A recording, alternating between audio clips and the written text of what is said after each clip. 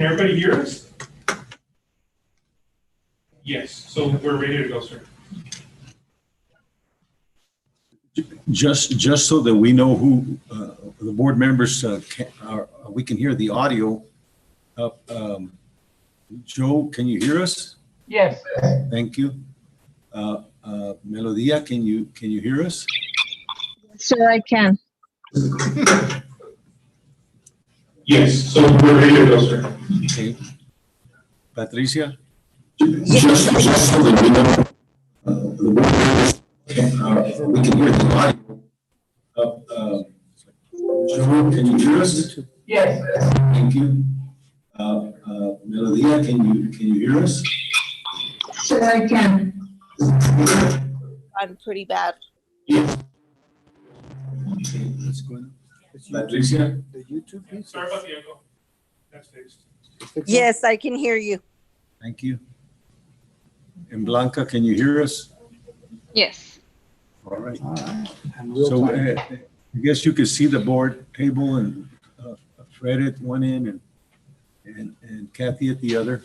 So we're basically all here except for John Elder. So we're going to go ahead and get started. Let's call the meeting to order. Let the record show that all board members are present with the exception of John Elder. We're going to have Fred Sanchez going to honor us with the invocation, and Kathy Becker will honor us with the pledges of allegiance. Mr. Sanchez. If you would bow your head with me, please. Thank you, Lord, for this wonderful day.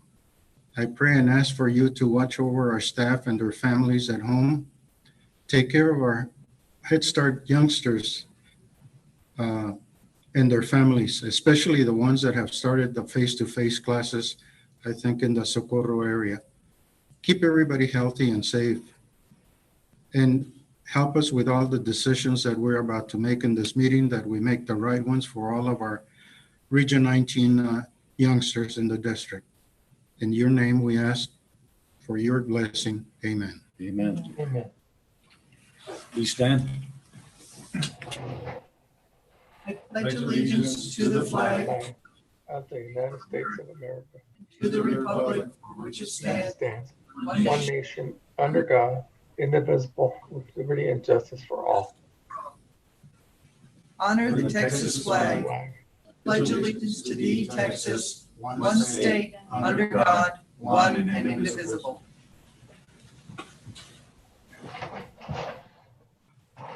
Thank you both for leading us in those areas.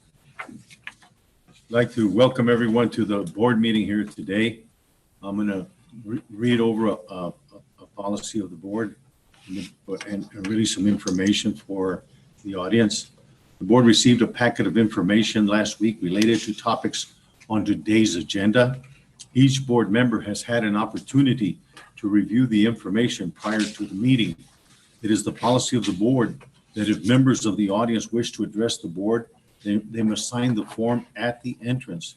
Commentaries and or questions are limited to the public forum section of the said agenda, as is provided for in our board policy. Is there anyone who signed up to address the board? No. Thank you. That moves us then to item F, which is our consent agenda. Requires action of the board. Is a consideration and possible approval of minutes of regular Board of Directors meeting of 8/20/2020.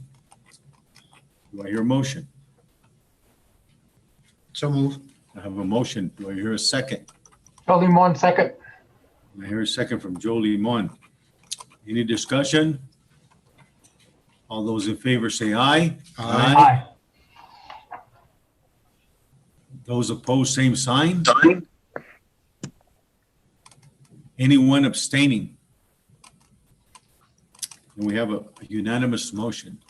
I'll say that all the time, board members who are attending virtually, so that if you did vote nay or you did abstain, that you would please let us know. So we go on to our information items, which is our purchases as per resolution by the Board of Directors and Purchasing Cooperative. And you can see the new purchasing co-op contracts that are listed, the RFP co-op contract extensions, our interlocal agreements, which now, extend out to California and Stockton, California, and Carlsbad, New Mexico. So the rest of the entries are from Texas. Any questions or comments regarding this item? There being none, we move to item 3, which is the Executive Director's Report that you'll find on page 51. You also have it on separate cover.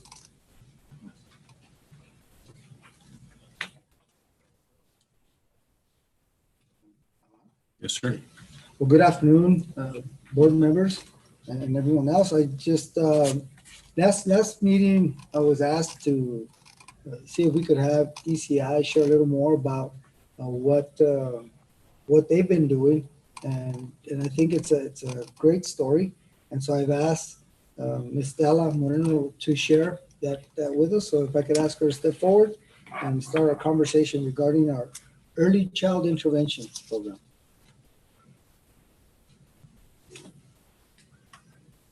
Good afternoon, Chairman of the board members and Dr. Day. Can everyone hear me all right? Yes.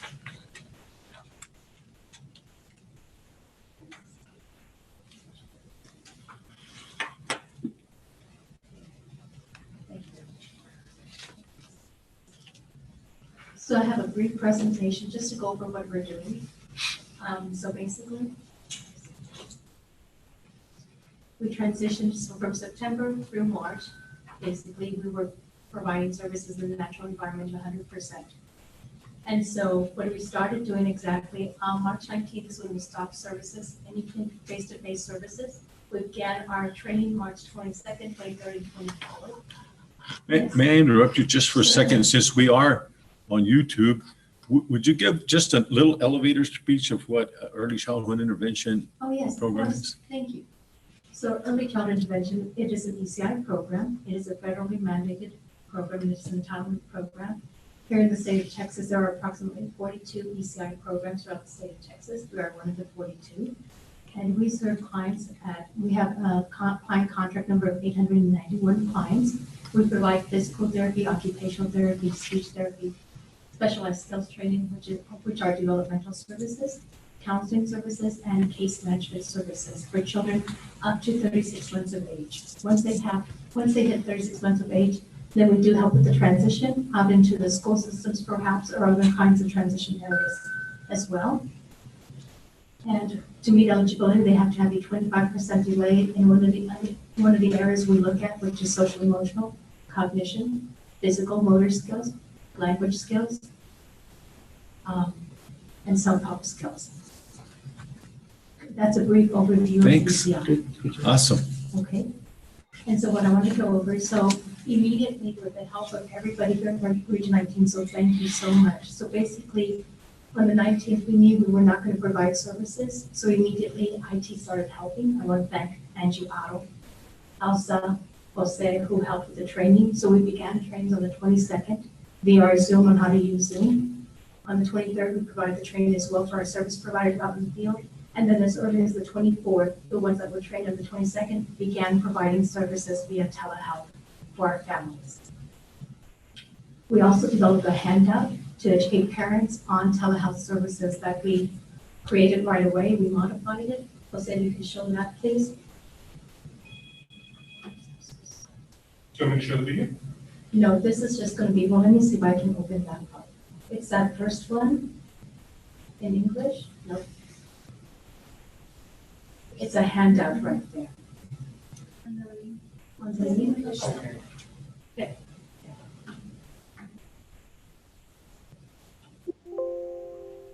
So that is a handout that we created.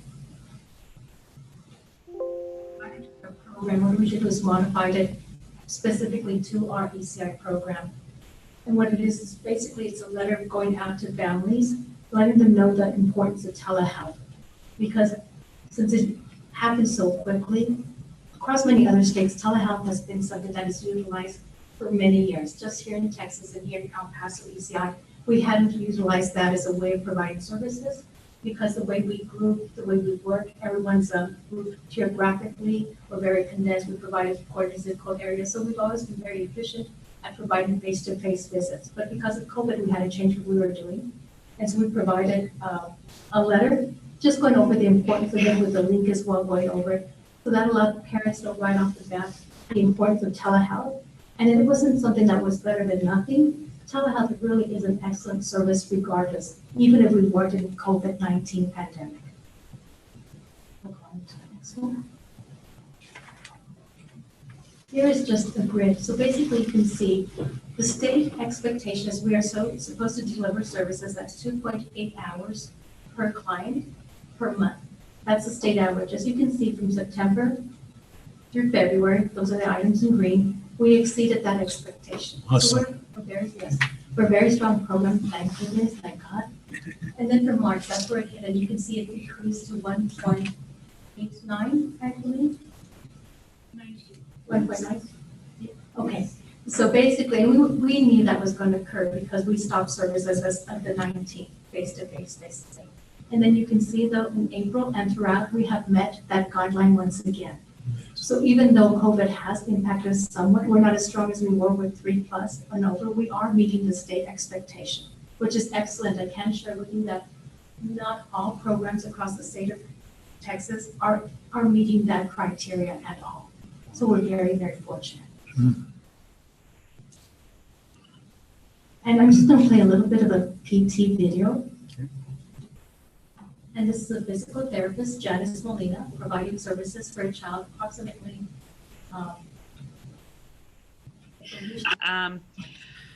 All right, so what I wanted to look at was how Sophia's doing with her goals right now. One of the goals that we had for her was for her to pull up to her knees.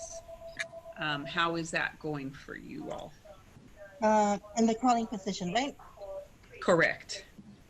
She's doing that. Okay. She doesn't So- look forward, she pulls up and she holds it for, I could say about, what is it, a good 5 seconds? Okay. And she rocks on her knees? Yeah, she's been doing that.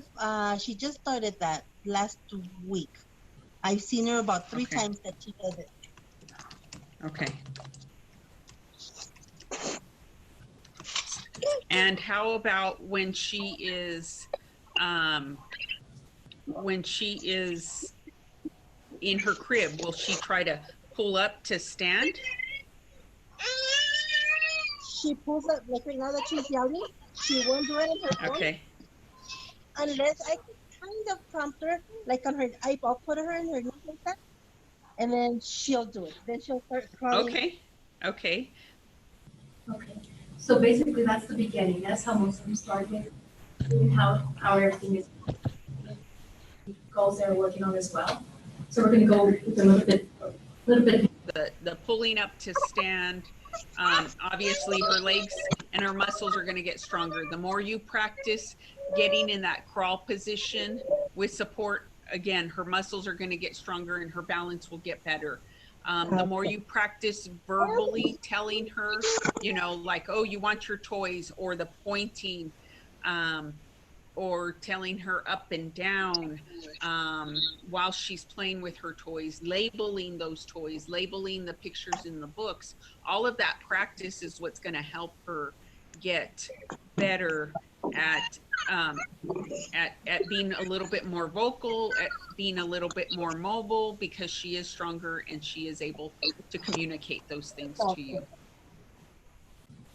Okay, so that's a little bit where she's directing the parent on what to do. And so we're going to end it with a little bit more. You're just going to constantly be trying to pick her up. Whereas if you give her support at the hips and then you kind of gently push through her hips, then she won't buckle.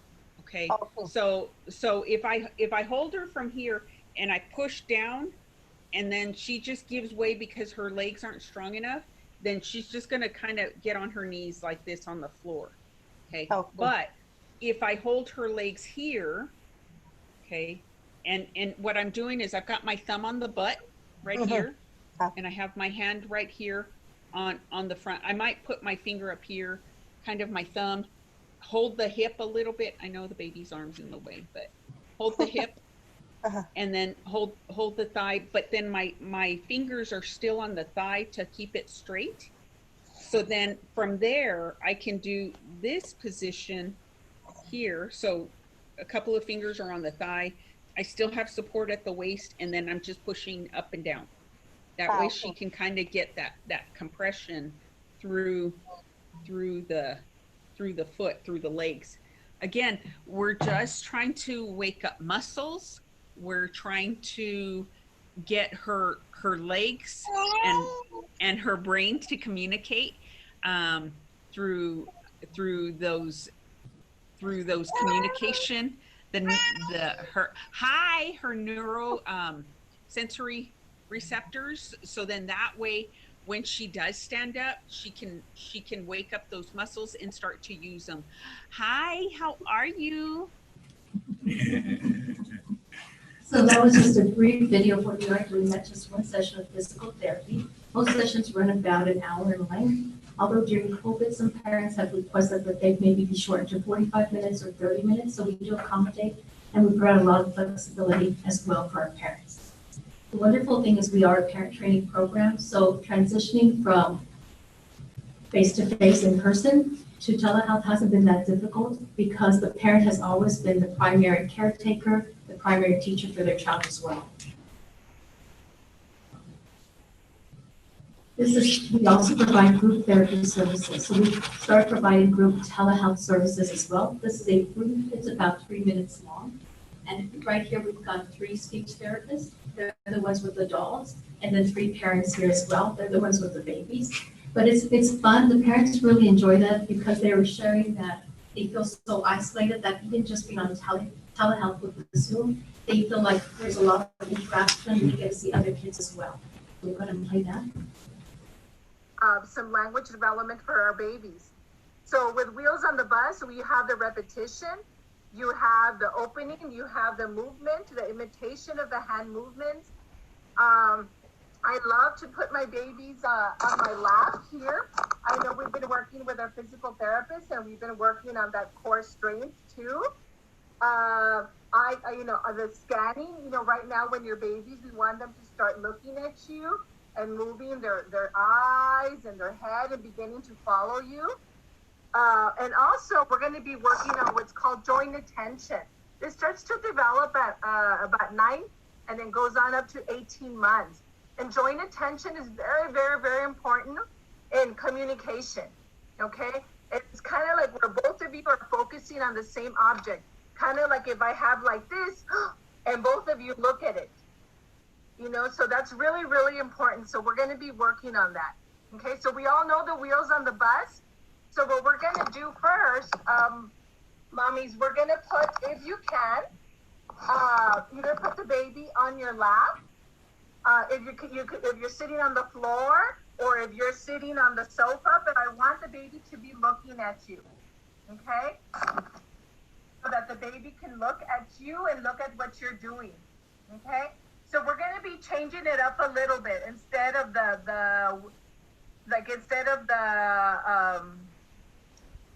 Wheels on the Bus, we're going to say, for example, I'm going to use Giancarlo. Giancarlo on the bus goes up and down, up. So we're going to be moving the baby. When we say up, we're going to move the baby up, and then we're going to move the baby down. So when we say baby on the bus, we're going to say from side to side, and we're going to move the baby from side to side. But we're going to use the baby's name, okay? So here we go.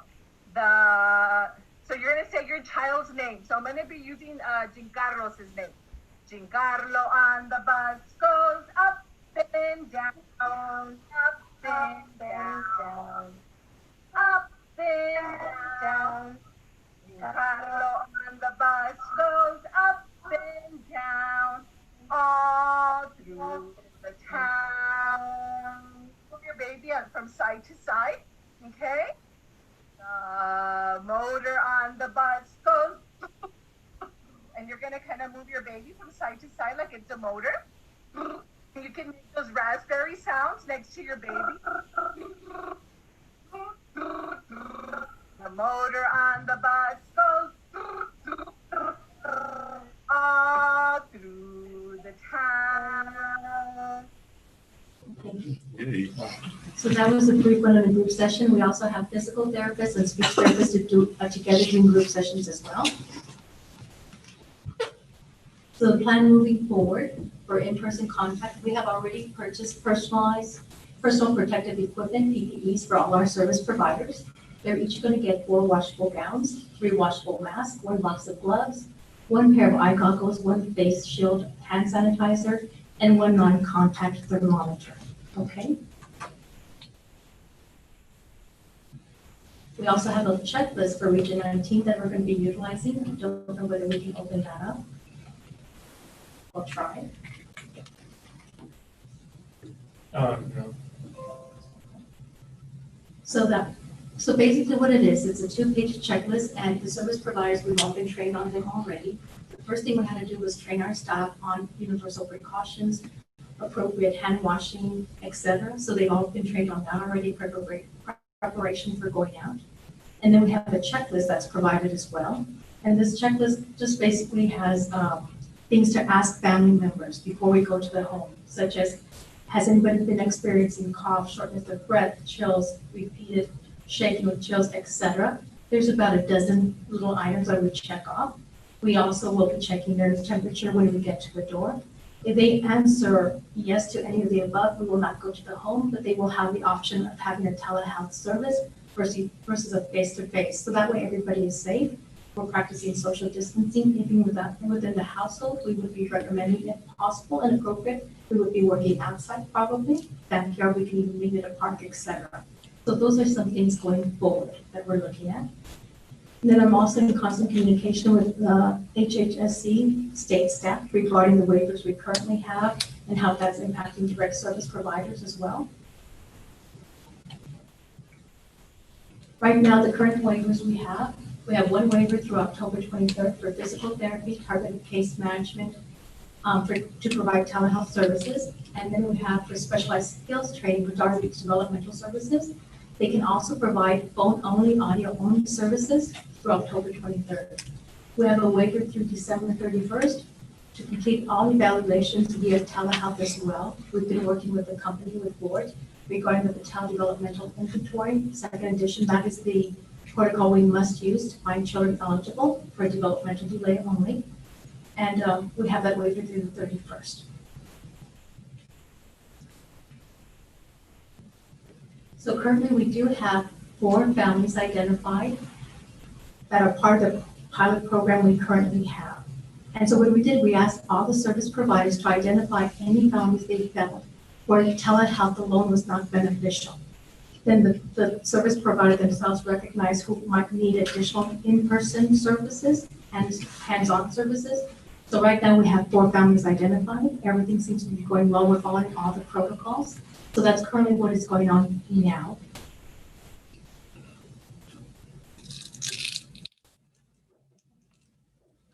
Any questions? How many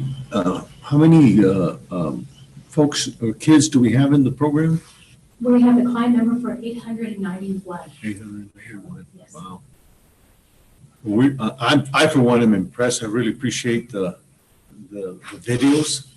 They really gave us some insight as to, the actual activities that are taking place through the early childhood intervention program. And we're always appreciative. Dr. Aida had shared how you all had done so almost seamless transition, as you mentioned, and it's obvious that that's exactly what happened. We just wanted to hear more of it, more of the good news. And the other really important thing was you mentioned Angie Otto and Elsa and how you worked collaboratively through the rest of the ESC 19, and so that's always something that as a board we'd like to see, that there's collaboration. And I know Dr. Aguirre is always supportive of collaboration as well, and so that's really awesome.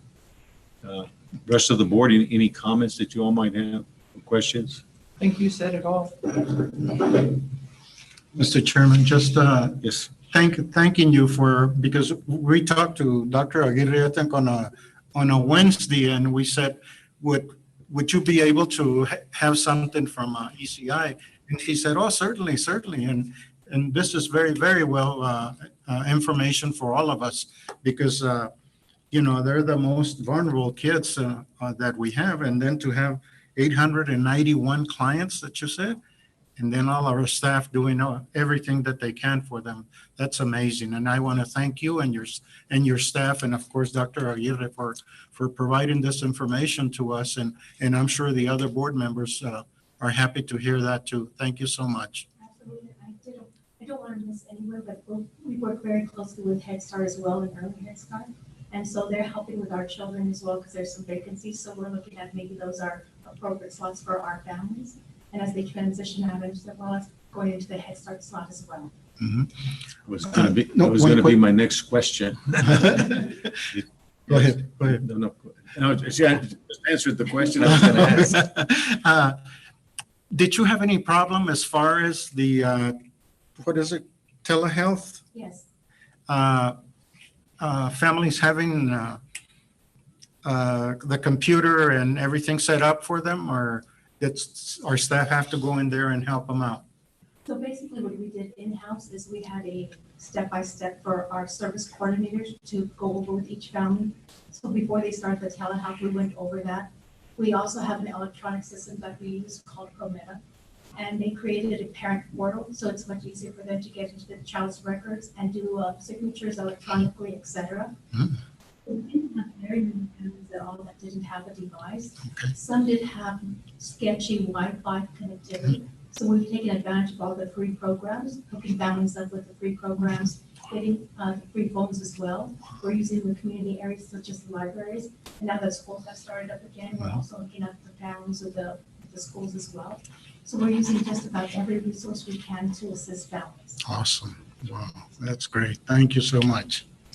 Well, thank you for coming. I don't know if you have any comments. Yeah, I do. I want to add, first of all, as always, you do a fantastic job, and thank you for what you're doing.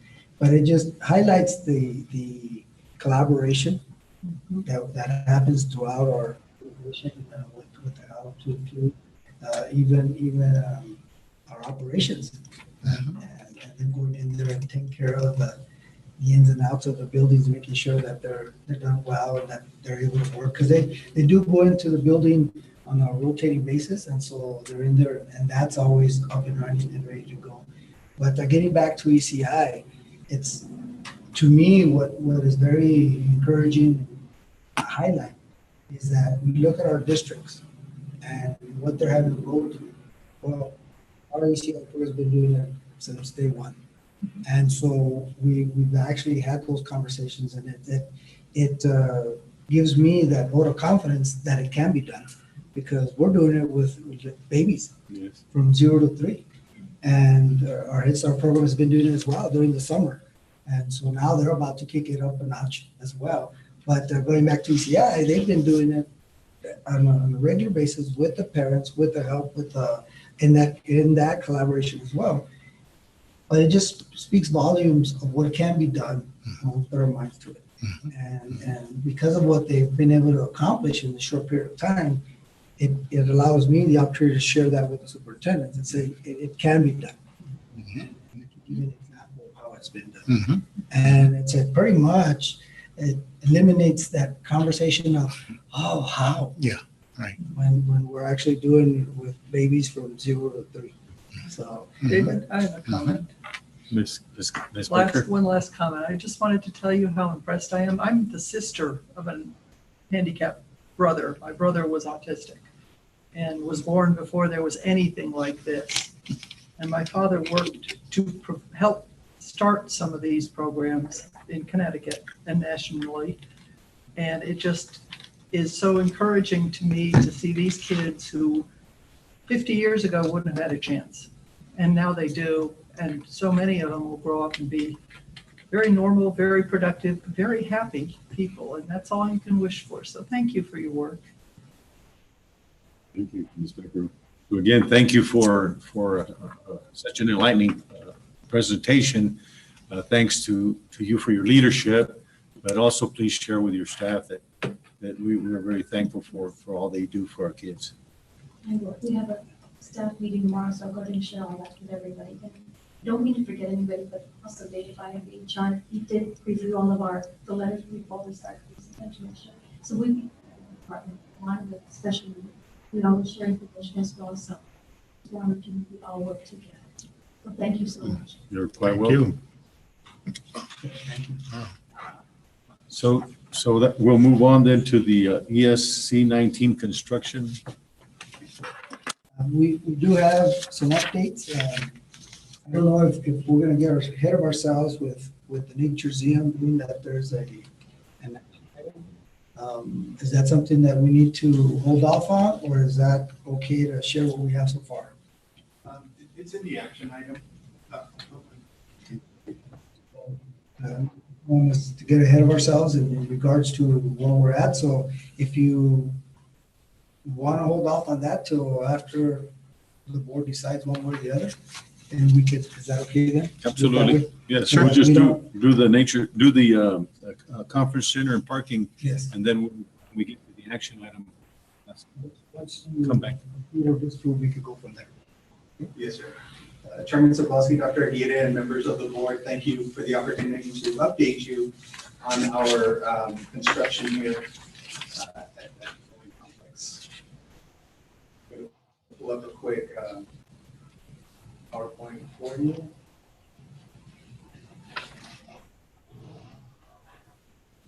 Just take that to page 1.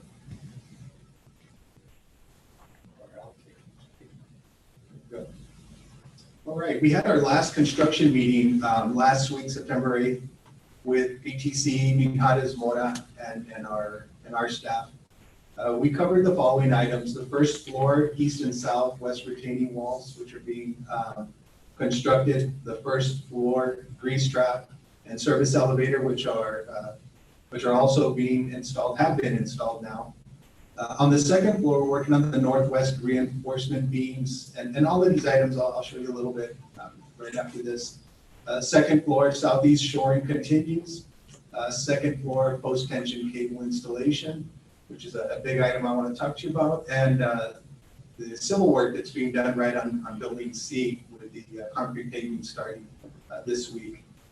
MMA has turned in field report number 20, with, again, no deficiencies being noted in construction. So things are moving along really well. Foundation. We've started the access road into the construction area from TFCU. This is right next to building C. Ms. Stella and ECI have been really gracious in using the rear entrance while this is happening.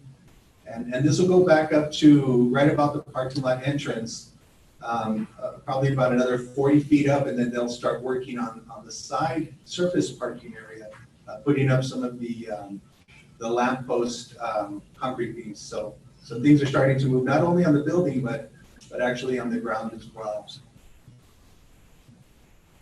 This is the northeast corner of the building. This is the side where we've already installed the grease trap, the floor sinks, and the service elevator. Again, the pit. This doesn't show you a whole lot, but the second elevator pit has also been reinforced, and all the infrastructure has been installed. So there's been a lot of activity on the first floor in this section of the building. The post-tension cable installation, this is a really big item right now. This is taking a lot of the staff to do the work. We ran into a little bit of a hiccup with this item, so I wanted to bring it to your attention. There were questions. This is so important right now because what the post-tension does is it keeps our concrete from cracking. Additional reinforcement, it compresses everything and keeps it safe and durable. And it went back and forth, and I want to share this because it was something that I learned as well, is that because we have a capacity of 1,500 at the top floor, all of the construction is really on that top floor. They have to make sure these questions are answered. It's like we've got to stop for a second, make sure everybody comes to the table and it's done right the first time. There's just too much at stake to just continue on. So I really want to stress the importance of the whole team coming together on this particular item. Dr. Aguirre got involved, BTC, and not as Mora. But it was such a good conversation. It went from here to out on the actual slab, and everything got worked out. So we had a little bit of a delay here, but we have just under a year to make up that time, and everyone feels very confident that that's going to be done. Question, Yes, sir. Mr. Chair. Mr. Sanchez. It's every single floor going to have these tension cables, or just the bottom one? All of them. Yes, sir. All of them? Okay, all right. Yes, sir. Because of all the concrete that's being poured. Okay, That's correct. thank you. And once they ironed it out here on this first floor, Uh-huh. it's just going to be easy to move along to the final, to the next floor. Okay, and after you pour the concrete on top of these cables, Mhm. do you pull out something, or those cables stay in there? No, the cables stay in there, but what it is the cables in a sleeve. The sleeve, right? Yes, sir. Okay, And then it's pulled, and that's where the tension comes from. okay, Once that's pulled, it's cut and locked, and Uh-huh. it stays in that position. okay, okay. Thank you. Progress is happening. These are the aerials that were taken in August, and you can see using building A and B that the shoring was just right at that end of the building. And our latest aerial, now you can see that there's just nothing left to shore except for that little bit of concrete you can see right there, but that's the staging area. And in the picture on my right, you can see that post-tensioning on those first three sections. We did have a pour scheduled for tomorrow at 3 a.m. But because of the delay, we are going to have it on. They're going to have the inspection on Monday. So it's just a couple of days on Monday, and then the pour will happen Tuesday at 3 a.m. So that will be that first elevated pour. I was hoping to show you that today, but we got to be sure everything is right. Get it right. God, question. Yes, Mr. Yes. Sanchez. And how much concrete are you going to pour that day? If I'm not mistaken, I heard 825 cubic yards. Wow. Yeah, That's yeah, it. it's gonna be that section, the whole section is broken up into 4 pours. Right, So okay, they'll do one section where you can see the post-tension cabling, and then it'll be that section next to building C, and then it'll come back up towards building A, and then the final will be probably those last 8 sections from building A and B. so you're going to have about 500 hands handling all this concrete? I know My it's amazing. God, yes. Yeah, it's gonna come in overhead in a pump, Uh-huh. so it's gonna be amazing, and I will be sure that you see that in our next board meeting update. I said I was going to be here to see it, but at 3 o'clock, no, sir. I have a question. You wake up to hear about it. No. Ms. I have a Becker's Why question. 3 a.m.? They want to get it out here while it's cool. It's a Okay. long process, so if they were to start later, it's warmer. The people that are out there, prepping the concrete. And they don't hate you for making them get up at 2 o'clock in the morning. No, it's standard. It really is. It's something that's done regularly. Thank you. I also want to emphasize on this picture, you can see the stairwells down at the bottom corner near building C. That's what that is on each side. You can see the stairwell. It's already been formed. As soon as these sections get poured, things will really just start moving ahead. For the October board update, what I'd like to bring you is a few change orders that we've approved. I'm going to bring you the elevated concrete pours. I want to bring that to you so you can see how that process happens. We're going to be having a coordination meeting on the audiovisual package, which is very important because we really want this conference center to be top notch. And of course, I'll bring you a progress video so you can see it. There wasn't a lot to video this month, so I'll save it for next month and give you that walkthrough. So I'll take any other questions you might have. I'll ask, anyone have any questions? Any, virtual board members? No. Any other questions? Any other questions from those here? I have one question on the change orders, not major back to our budget.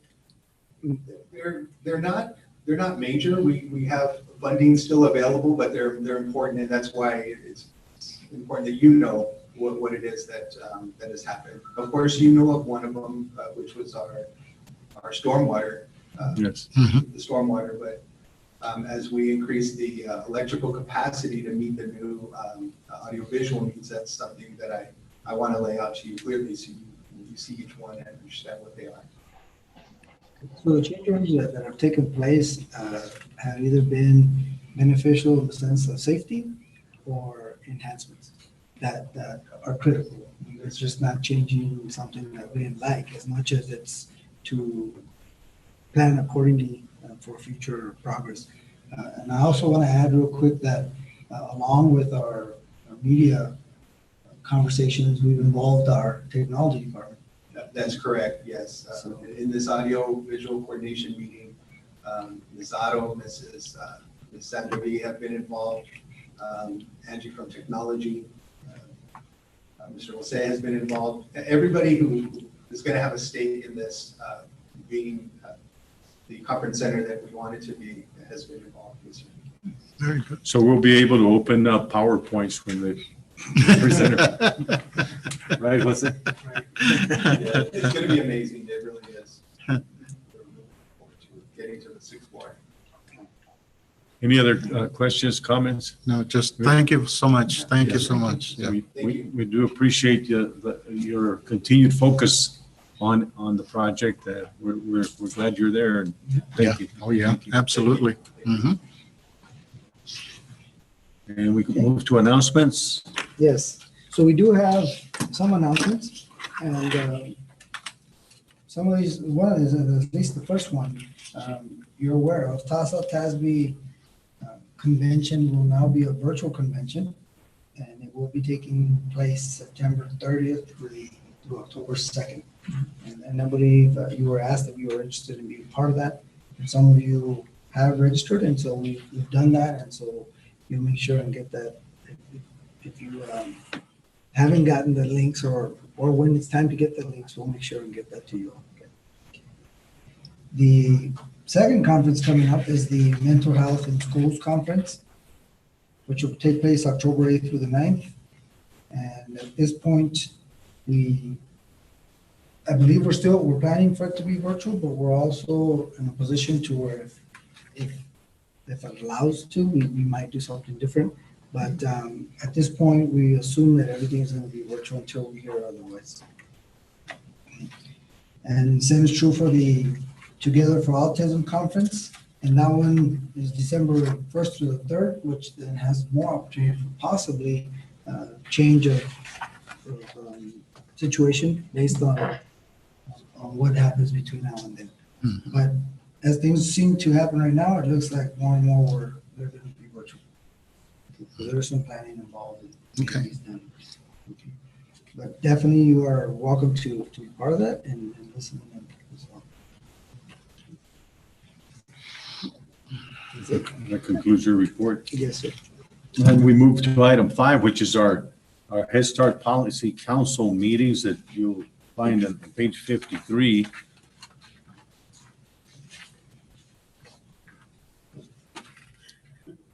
Ms. Rodriguez, Good afternoon, afternoon. Chairman, Mr. Soblowski, members of the board, Dr. Aguirre. Good afternoon to you all. And so our policy council meetings, our first one will be tentatively September the 29th, as we are planning the policy council leadership training for our new council. And so we are wanting to have it on several days because we don't want, we're cognizant that we don't want our policy council representatives on one Saturday be, on a Zoom for, a large number of hours as we used to before. So we're cognizant of that and we're surveying them so that they can tell us what days are best to meet their needs. So again, tentatively, September 29th is the date. Should there be any change, I will let you know through Dr. Aguirre. And then for October, we're planning on it being October the 27th.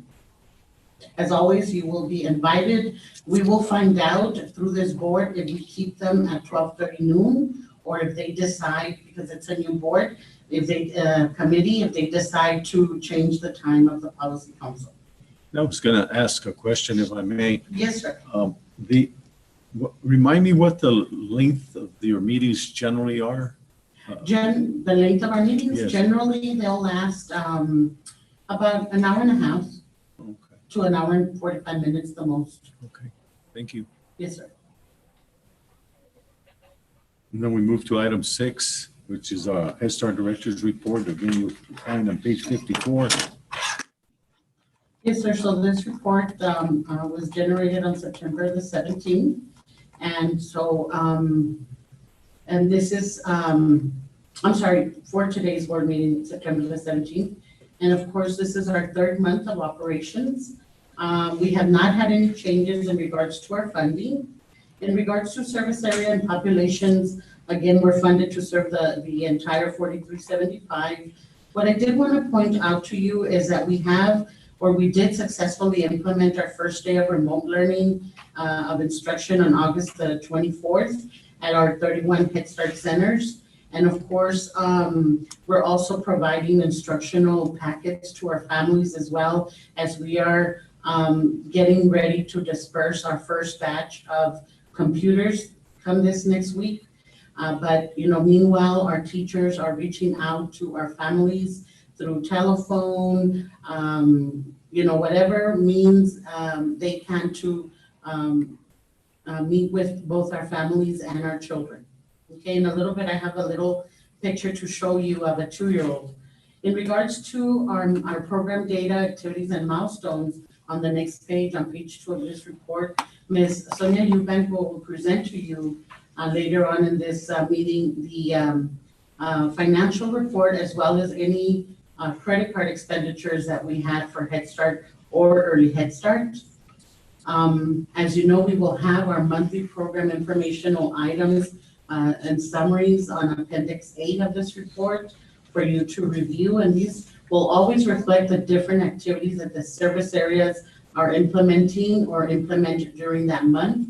In this case, it's the month of August that we're showcasing. Under program enrollment and attendance, you will also find a report with the data on Appendix B, and it'll show you both the enrollment status and attendance for each month. Started July the 2020, and it'll go through June of 2021. For Early Head Start enrollment in the month of August, we show 368 infants and toddlers with 24 slots that are currently available. Of course, right now we're not reporting COVID as it's not required. And for Head Start enrollment, the data is going to show 2706, and we have 1,277 slots currently available. In regards to our meals, for that week of August that we provided grab-and-go meals to our families, we distributed 501 meals to children in Early Head Start, and then 1,312 meals to children and families in Head Start, okay, for that 1 week. Regarding any challenges or changes or information items that I need to bring to you, the first one is, again, we successfully started our virtual instruction and curbside meal grab and go for both Head Start and Early Head Start on August the 24th. And I don't know if Jose received a picture. Video. The video's number 3, but I asked Luis to send you a picture. I was just taken aback in one of our directors meeting. One of the directors, our education director, Ramona Hoffman, sent us the picture, and it's a 2-year-old with his infant toddler teacher having his session with his mask on, because the lesson called for talking about why the mask, why is that important? So that's what the teachers are doing. And I was just amazed to see, well, we all were amazed to see this little 2-year-old Mateo, just vividly there standing and listening to his infant toddler teacher. So it's okay, Jose, you can, I mean, this is totally, you got it? I would just, I just wanted, for you all to see it. 'Cause I thought it There he was is. so cute. There he is, little 2-year-old Mateo. 1,000 words. And I don't know if you can see the computer, Jose, we can show the little, like he's, the tablet is there, the computer is on the side. There you go. Yes. Look at that, Oh, 2 wow. years old. Wow. And so, in some homes, our teachers are just doing a phenomenal job with our students, our 3 and 4-year-olds, but also our infant toddler are also, getting their daily lesson, which, again, just takes me back to see that. And why this is so important what we do. And then the second one is, again, we have received our 4,000 plus computers. And so right now, we're working with our technology department as they, through our fixed asset gentleman, Mr. Burnett Johnson, and the warehouse, Mr. Charlie Rodriguez, are tagging the computers. All 4,000 need to be tagged. And then as they tag them, they're delivering them to NPC where our technology team has to configure them. Okay, so it takes a process. So, they're como se dice, 200 at a time. And I was like, can you do more? And they're like, no, there's only 2 of us tagging. So anyways, but our team is configuring them, and come this Tuesday, we're going to go out to the first center, and we're gonna, give them to the families, and then as a follow-up, then we're also gonna provide technical assistance to our families in regards to, those of them that, are not familiar with our platform that is called Class Dojo, that we're using for our instructional piece. So, that's also forthcoming. And so, the third item is we successfully completed our shared governance, or shall I say you all did, with the past policy council for the 2019-2020 school year. And as a part of the final participation, we gave them their award and recognition for all that they did during the school year. We highlighted all their accomplishments for this board. And so I do have a very short video of 2 of our policy council representatives.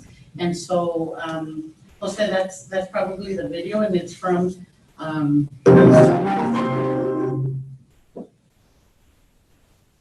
Give me a second so I can share what, so everybody can see. Oh, yes, sir. So it'll be our vice president, Jasmine Adame, and our president, who is Janet Natividad.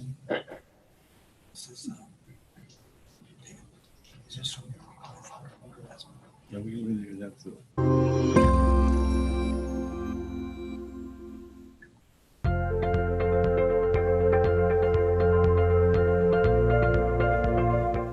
Hi, my name is Jasmine Adame, and I'm the Policy Council Vice President for the 2019-2020 school year. I guess I was little, so the memories are foggy, but seeing pictures, I see like me playing on the soccer team, and I actually have a good friend that I've had since Head Start that I've grown up with, and I still have him as a friend. So I mean, it's given me that long-term friendship, and it's built my foundation to where I was, and I don't think I could have accomplished all the things I did without being at that first part was the Head Start program. Without that foundation, I wouldn't have gone to. I was an early college graduate. I graduated with 70 plus credits of college, and I've been able to just grow, and it's been an amazing experience. When I first came into the program, I was a teen mom. I had already known I wanted to do policy council because I got to see my mom do policy council with my little siblings. So my mom served as policy council, and I was like, you know what, this seems cool. I want to be able to do that too. And when I came into the Head Start program, it was already like mid through the year, and I went to the site manager. I was like, is the policy council position open? And she said no. And I said, okay, it's okay, I'll try for next year. And I did, and I sat on the policy council that year as just a member. And then the following year I got vice president, and then the vice president left, or the president left half year, and I was able to do the president. And I mean, it's helped me grow so much, because I wouldn't be doing the things I would be doing today if it wasn't for Head Start. I wouldn't be able to stand here and talk like this. It's given me that sense that I can do anything that I set my mind to. It's given me that thing that, you know, Mr. Rodriguez always told us, that she was the parent that started at the bottom, and she was the one that was working paycheck to paycheck, and she got into policy council, and now she's our director, and that's the footsteps that I want to follow, and just to be like her. It's helped so much in different areas. Me and my husband have done multiple things. We've done the Abriendo Puertas, we've done policy council, the soccer team, we've done the parent committee at our school. It's opened many doors for me. It's opened many doors for my husband, my kids, the scholarships that are available for when they're in high school that people don't really know about or don't talk about, that they're able to get through policy council. It's a big thing. The community outreach that we have every year, our big, I guess you would call it the parent fair. And then policy council, of course. I mean, I've done so many things with policy council that I wouldn't have ever been able to do on my own. I've gone to Florida, I've gone to Austin, and I've done those parent trainings over there with the National Head Start Association. And I've met different people. I've seen how different and diverse our program is and compared to everybody else. Head Start's all about the parents and all about the kids and helping us grow. And there's the majority of the Head Start, the parents don't realize, is that the majority of the Head Start employees are former Head Start parents or are parents in Head Start, or they were Head Start children and they grew to be the director of the Head Start. And I mean, there's just so many opportunities to grow that the Head Start gives.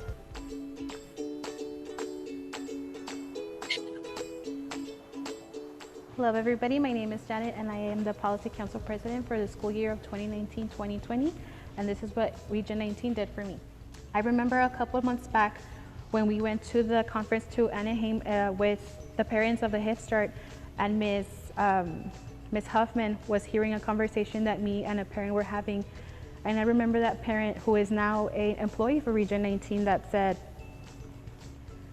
I worry for the day that the program of Head Start no longer has these leaders, and I hope that the person that is in charge of the program and the people that are representing our kids care so much like the people that are now currently care. And I remember Ms. Huffman said at that time, she said, because that person should be you guys. And that's something that I took into heart, and I just thought about all the different times that the Head Start program was there for my son and for many, many children in the whole entire program. And I said, I want to do that. I want to make that change. I want to be there for these children. I want to empower families into knowing that there is a better way for us to give things to our children and for them to have a better education. And I thought about all the hardworking people here at Region 19 and how much they have mentored me and helped me grow, starting with my Head Start director, Ms. Socorro Rodriguez, to Ms. Sonia Morales, Ms. Ramona Huffman, Mr. David Herrera. All of them have just been amazing mentoring each and every one of our parents. We are, as far as I can talk about the Policy Council, we have been so incredibly blessed to just be able to be a part of this program, and you guys have literally allowed us to learn everything about this program and how it works and how much it matters to the children of our community, or children here in El Paso. So I will forever talk about our children. I will forever talk about the program of Head Start. I will share as much as I can with everybody that I can to enroll their children into this amazing program that cares so much, not only just about the child, but the family as a whole. And I will always, always, always carry everything that I've learned and advocate for our young children. We always say that we want to change the world, but a lot of the times it's so hard, we just don't know where to start. So why not start with our children? Why not start with these amazing little kids that give so much love and so much energy in the classrooms? It really is a network of people working together and building these children up, coming from the teachers that were and my son's center to my center manager, who has completely always done an amazing job in pushing me and helping me to be a better parent, to be a better advocate, to do as much as I can for my center. There's just not a single person in Region 19 Head Start that did not help me become the person that I am today. Everybody believed in me, everybody pushed me, everybody just did as much as I could so I could just take the glimpse at this amazing, beautiful career and just work. And so there's so many beautiful things that we still have to do and we got to keep doing for our children. And I thank Region 19 Head Start for giving me this place just to impact people. And I remember very, very clearly the day that we ran for our positions here at MPC, and at that day I took a vow and I said, if God places me in this position, then I'm gonna do everything that I can to fulfill what I have to fulfill and more. And I kept my part to that, and also God kept that part in that too. And it just gave me all these wonderful people that have mentored me here at MPC and my center. And also even Mr. David Zablosky that always believed in me. He just said, like, you're gonna do amazing things. You just gotta place the love for what you have first, and you're gonna do amazing things. And I believe that. I believe that from him. I believed it from Ms. Rodriguez, from Ms. Morales, Ms. Huffman, Mr. David Herrera. All of them were just amazing. I was also able to work with all the different programs that the program of Head Start has. I found a new love for the program of disabilities. I was able to see just how important it is for us to include our children and give these children a fighting chance. It only not pushed me to see the things that I already love, but it gave me a new outlook and just different things that I had never seen. And all these things matter to our children. They matter to our community. They matter to our future. And I'm so grateful and I am so honored, and I'm just blessed to be able to work with all of these amazing parents as well. Parents that I think of us back then, where we were at, we just kind of came in, didn't know what this was. We were just supporting our children. But now we have all grown into amazing adults who have so many goals and so many dreams and just want to change so many things. And all of that is because of Region 19 Head Start. It's because of what we've learned here, what we've seen here, and all the work that everybody does, and they work so hard. It just impacts us and just wants us to want that, wants us to work harder, to give more, to do more. And I'm just so grateful for this year. And I pray that I'm here the next year and I just keep growing. I know for a fact that I placed it in my heart that one day I'm gonna be a director, and that's what my heart's gonna work for. And I just thank Region 19 Head Start for putting that in my heart. Right. Wow. That concludes the director's report. You know, Mr. Sanchez and I happened to be there at that meeting, and Ms. Natividad was so gracious and recognized her vice chair, or vice president, Jasmine Adam. Jasmine, she has served, as you heard, several years, and she was president at one time.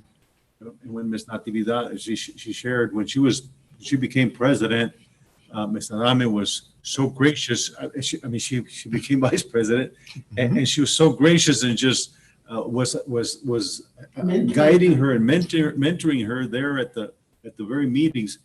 You wouldn't tell that today, but or see that today, but it was very evident. They mentioned Mr. Sanchez about his attending, all the meetings that he attends, and so sometimes we think it doesn't matter, but it shocked me that it mentioned my name. To be honest with you, it made me understand how much it matters to some folks, and so it's important that, as they said, that we continue forward. But kudos to this entire organization, because that's what it is. And we talked about collaboration with early childhood intervention and Head Start, and certainly it's got to get paid for. And I mean, everybody plays a role. Sometimes it's behind the scenes. Sometimes, people don't know that, the things that other folks do. And so I really appreciate today. It's been an awesome meeting to see the ECI, last month, we talked with Juana Nerete and his program. And so I'm just, it just makes it worth, coming and investing, because if not us, then who, right? If not now, then when? Is somebody else going that, not me? But it's so appropriate, and it's just impresses upon us as board members that there's so much value. Those young ladies there who have a lot of life ahead of them. God bless them, have in their hearts what Head Start and certainly Region 19 in general has assisted them and encouraged them and motivated them. And now that, want to be a director of Head Start, that's pretty amazing. And we do have a Head Start child right here to my left. And so, yeah, the Head Start program has done an amazing. I was a Head Start director or center manager back in the 70s.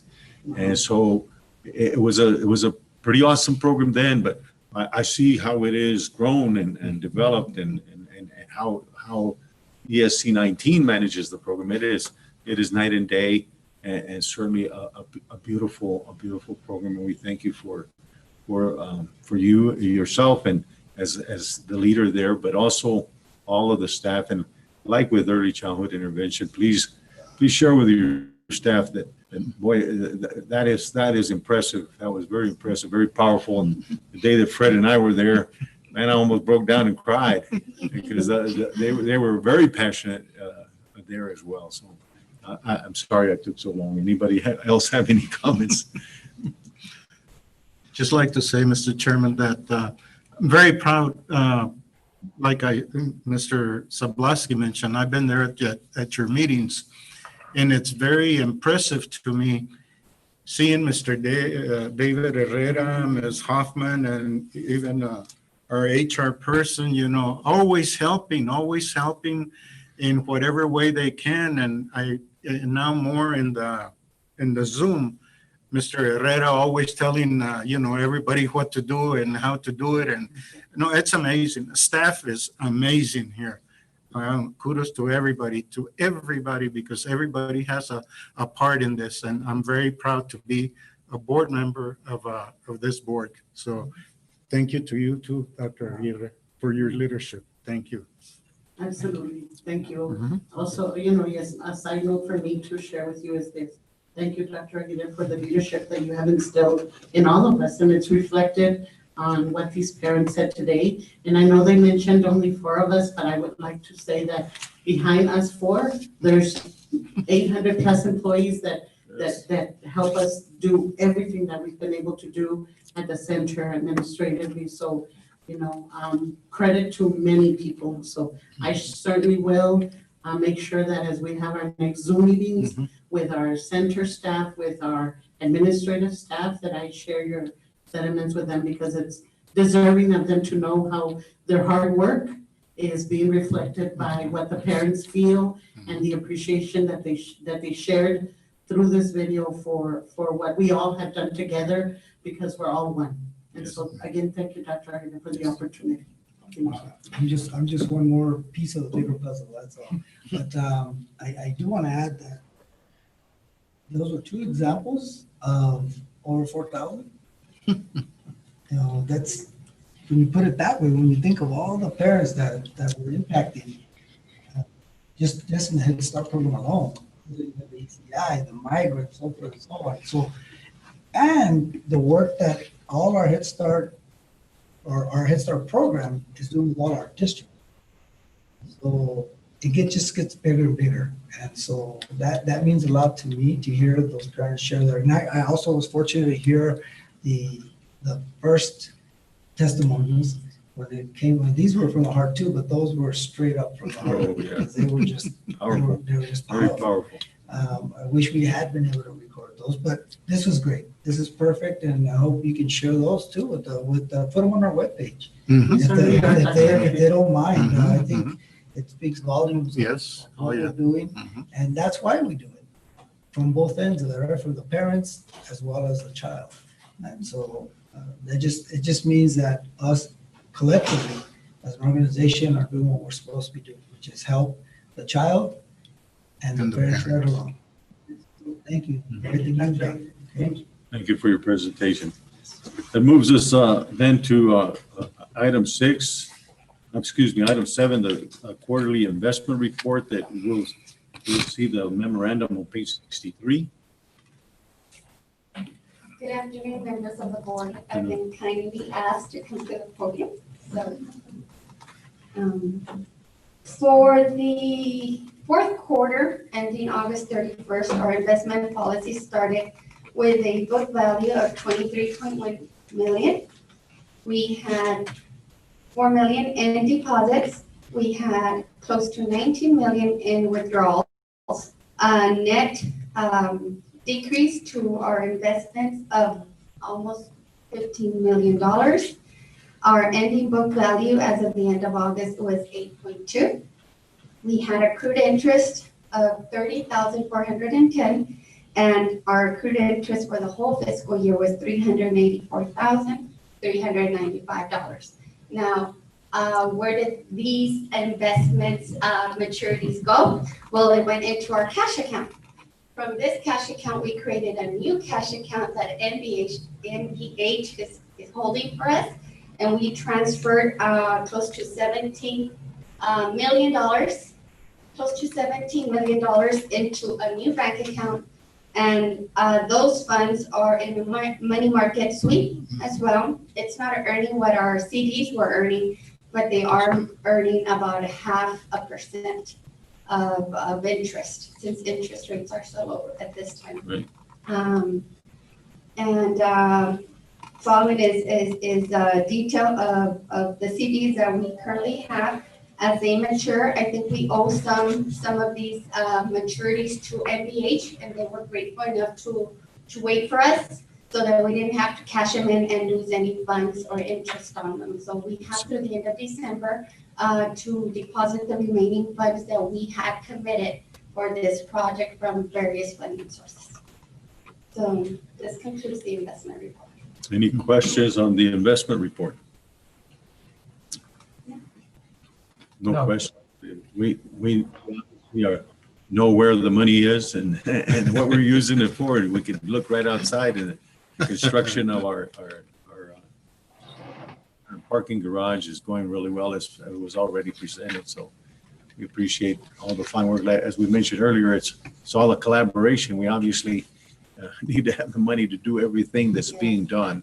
And so we're always applauding the financial department, and we need to continue to applaud, and probably even louder because now it's where the rubber meets the road. We're spending the money that you were so instrumental in us putting aside for this particular project. And so you and your staff, and we appreciate you very much for that as well.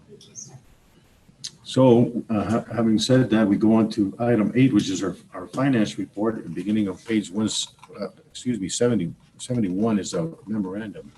Yes, on page 72 of our board material, the board will find our general fund activity. And I am presenting a preliminary final because when we ran this report, we're still posting revenue. We're still incurring. We have some expenditures out there where we're still receiving invoices. We usually close out our August by October, and that's when our final goes to our auditor, and then they verify that our numbers are good. So this is a preliminary as of September 8th. So for total revenues, we have collected 10.1 million. When you compare it to our budget, we are $86,000 ahead. Total expenditures, we are at 8.4. Compared to budget, we should be at 10.8, but we have a positive variance of approximately 2.4 million. that we're underexpended compared to budget. When you look at net change in fund balance and operations, which is what's highlighted in blue, our operating net income is 1.7 million. We had anticipated being at about 1.4 when we presented the budget to you all, but we are ahead by an additional 300,000 as of now. And so this adds to our existing fund balance. And then when you take construction cost into account, we have 4.6 million that has been paid out in total construction, which tapped into our fund balance, giving us a negative 2.9 million. And we tapped into fund balance. And so that leaves us with an ending balance of 13.7 million in our general fund. Yes? Yes. Our next report, we have the same budget, but of course presented by function. We are continuing allocating most of our funds in function 13 and function 41. And if you look at the last column on this report, we are within our budget, and so we show no negative variances, and that's exactly what we want to show. Otherwise, we get a letter from TA telling us you didn't manage your funds appropriately within budget. So the next report is a new report we put together. And this kind of gives you a snapshot of all of our construction costs, whether they were incurred last fiscal year and then this fiscal year. So it gives us a cumulative balance. So our funding resources for the construction project is, of course, the board allocated from our various funding sources within the organization. We have from our general fund, we have moved over approximately 10.2. From our enterprise funds, 7.3 million. From our internal service funds, approximately 4.1 million. And of course, our loan that was approved for 15.3 million. That gives us $36,950,000 in funding. And then we have these expenditures. We have our A&E costs that were incurred in 2019 and 2020. And of course, our cost for insurance, which is our attorney fees, our attorneys, our title company fees for closing on this loan. And then our construction costs that we paid out to him, to BTC year to date. So total expenditure 6.5. So we still have $30,399,000 for construction costs. Okay. Next report. So this is our Head Start fiscal year 2019 grant. This grant is our facilities grant that was extended through fiscal year 2021. So we still have a full year to expend these funds. We have collected 38.2 million. We have expended, we've expended 38.2, and so we have a receivable of $29,200. Next report. Our next report is our fiscal year 2020 grant, which ended June 30th. Of course, we're still paying for those obligations that we had through June 30th. And so to date, 38.2 million has been collected. We've expended 39 million, and we have a receivable due of approximately $739,594. With obligations that we have outstanding, we have approximately 1.8. And so we think at this time, if we can expend all these funds by the end of September, we would leave behind about 173,000 unexpended for Head Start. For fiscal year 2021, which is our new grant year, we got awarded 47.2 million. We have collected 4.3 million. Total expended 4.5 million, and we have a due from our granting agency of approximately 249,218. And as I mentioned, we are drawing down these funds as soon as we kind of process expenditures payable, since these expenditures are the highest for our organization, And because we've obligated so much money for construction, we would just want to keep our cash flow coming. Our next report is a snap picture of our governmental funds for the organization. The highlighted column is ECI and other funds, since we haven't covered those grants. For ECI, we have collected 5.9 million. We have expended 5.8, and so we have a net gain of 117,000.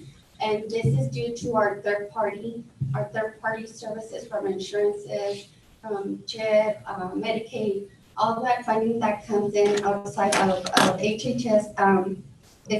We collected a lot more through the end of August. So see, that puts us at a gain so far. And then for other funds, we have collected 5.3. We have expended 7.2. And we have a negative fund balance of 1.9 that we've covered through our existing reserves from our general fund. Next report. So this is the balance sheet account for our governmental funds. And for total assets on a cumulative basis, we have 27.2 million. If the board can look at the first line, which is cash and then investments, all we did was shift the funds. So before, the investment line item was much higher, and so now that they've matured, now they're sitting in this cash. But our total assets as of now are still in the 27.2 million. Total liabilities 16.2. And of course, our total fund balance, 10.9 million.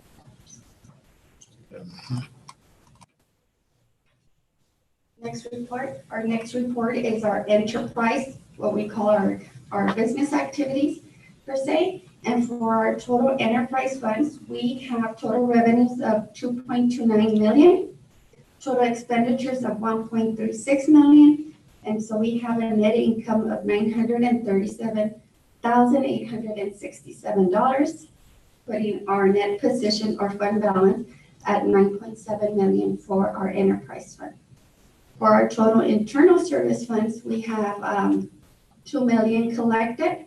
We have operating expenditures of 3 million, and that is because our capital outlay, which is our A&E fees for our construction, we paid out 1.5. So that's bringing us to an operating loss on the books of 1 million. That is being taken in from our reserves, leaving a fund balance of $5 million for our internal service. Next report. Our next report is the balance sheet for these programs. And for total assets, we have 9.7 for enterprise fund. We have $11,000 for liabilities, and then giving us our net position of 9.7 as previously stated. And then for internal service funds, we have total assets of 5 million. We show no liabilities at this time, and of course, our net position is 5 million. And this concludes the report. Following, we have our credit card activity for Head Start, and of course, a detailed information of what makes up our internal service. Thank you for your report. Are there any questions regarding the financial report? Oh, no questions. There being none. Yes, sir. Just a comment. Dr. Aguirre. Obviously, thank you to Sonia and her team for putting these reports together. But I also want to point out that credit to our entire staff for realizing that during this time, they didn't sit on their laurels. They actually took everything that they were doing and had already planned to do and took it from a face-to-face to a virtual. So we just kept moving on in that direction. Also, the various grants, we picked up extra grants this past year. Also want to point out Angie Otto was very instrumental in doing some of those. So I want to say thank you to her, and as well as the rest of the team for continuing to move the needle in the right direction. So albeit this pandemic has set many a person back, to include us to a certain extent, it didn't shut us down. And we could just look no further than our own colleagues throughout the state where it's hit them harder than others. So we're very fortunate, and I do want to thank the entire staff in our organization for what they continue doing. Indeed. Move us in the right direction. And of course, we have to pay for it all. And so we appreciate it. Kind of the other thing that several years ago, we would attend the Head Start program, and there was adjustments in the budget. You know, they were minor adjustments, but there were adjustments in the budget. And now I don't know when the last adjustment has had to be made, you know, 2 years ago. So yeah, so that's attributed to you, Sonia, and your staff, and we're just appreciative of the collaboration across the service center. So thank you very much for your We report. appreciate the hard work of everyone in this organization for being fiscally frugal with their spending, but yet bringing in all the revenue and resources that Yes. they've been able to accomplish here. Indeed.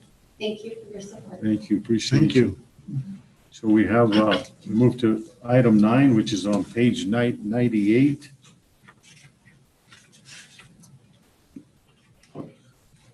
Which is consideration of possible review and adoption of TASB policy update 25.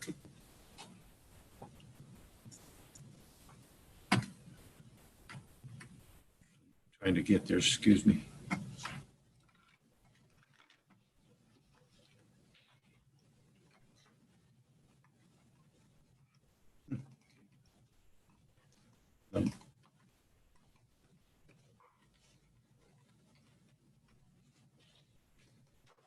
Dr. Aguirre, David Valles. Yes.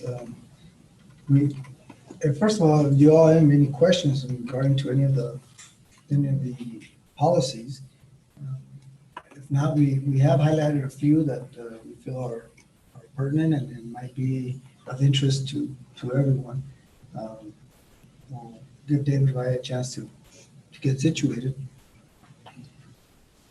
But I do want to go ahead and point out that David's done a great job in compiling this information and putting it together. So I think it was only 348 pages of that. So it was quite a lot. And to be honest with you, it was good sleeping material in a lot of ways. Of course, on a serious note, it's what the board is responsible for. You know, there's the legal side, which is law anyway. We don't have a choice whether we adopt it or not adopt it. But it's imperative that we review it. It's imperative that we're aware of it. And certainly the local is something that's policy that we established. And so consequently, here we are ready to hear your presentation. Just a couple of Mr. Chair, Can you hear me now? Mr. Limon. I have a question on the policy, legal public information. Mr. Limon, if you'll speak into your mic, so we couldn't hear you there. Okay. The portion that says EA Legal Public Information Program, where a current or former board member who maintains public information on a privately owned device must forward or transfer the information to the ESC or preserve the information in its original form in a backup or archive. And I was wondering, the materials for this board meeting, I downloaded to my computer. Does that apply to this? It's already on the web. It's already part of the entire record management system. So it shouldn't have any impact based on the fact that it already exists on the What do I do with it on my computer? Here at the service center.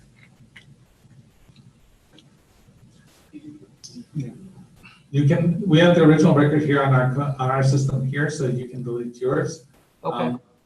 However, applied to is if you have any communication either by text or email with regards to the board meetings, then those items would have to be preserved as far as dialogue related to anything related to the business of the board.